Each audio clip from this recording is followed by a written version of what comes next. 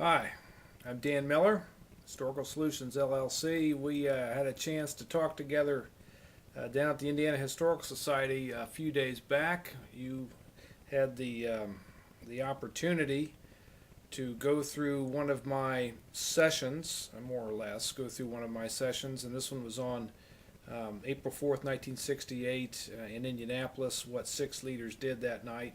Kind of formed around my book, A Tragic Turn, that I wrote a couple years ago, and through the generosity and kindness of Linda Kirby and Teresa Lovers, you now have in your library, if you haven't given it away already. So, which you're obviously more than welcome to do. It's good to talk to you again, and I want to thank you before I do anything else. Thank you for your attentiveness and your energy and participation in our time together. Uh, don't know that I have anything tremendously profound to add to anything else, but I did have a couple things I wanted to share just to let you ponder and react if you'd like.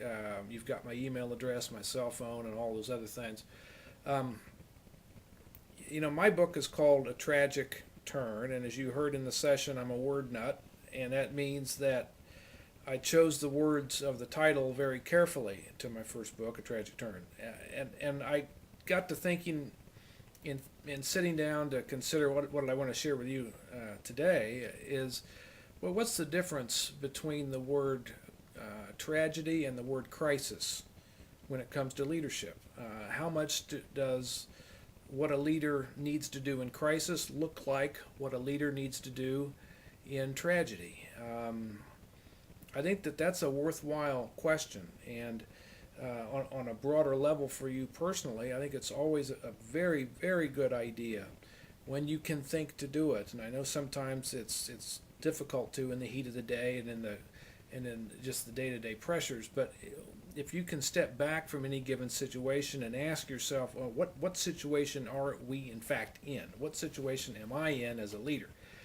And I think in trying to establish that in your own mind and heart and soul, you'll have a much better chance at being an effective leader in that situation than if you were not to have done that. So do that as a general rule. I think it's a good habit to instill in yourself. It is for me too, and I by no means am 100% effective at it. But as a subset of that, or as an example of that, what are the differences between being a leader in a crisis and being a leader in a tragedy?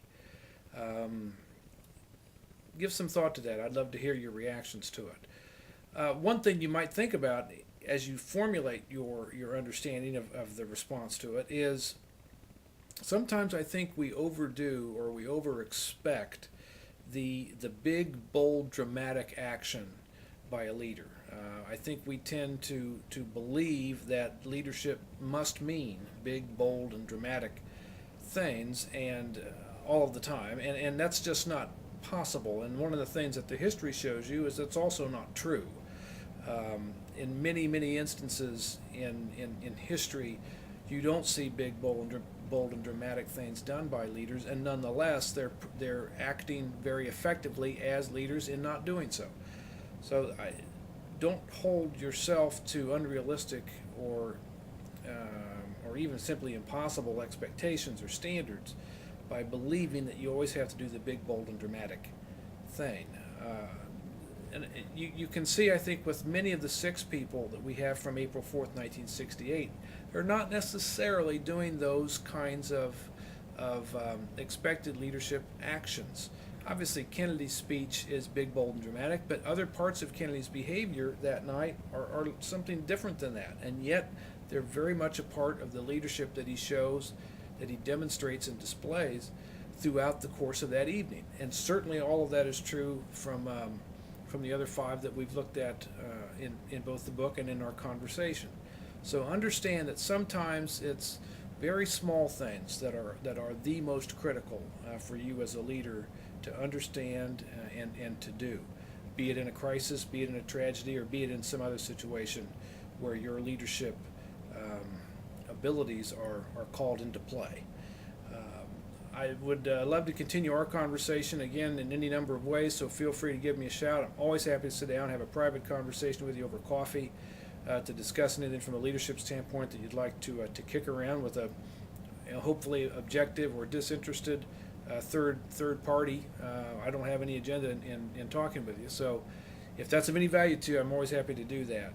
But know one thing too, regardless of anything else, that as a measure of gratitude for what you did for me in our conversation at the Indiana Historical Society, know this, that I do in fact wish you all the best.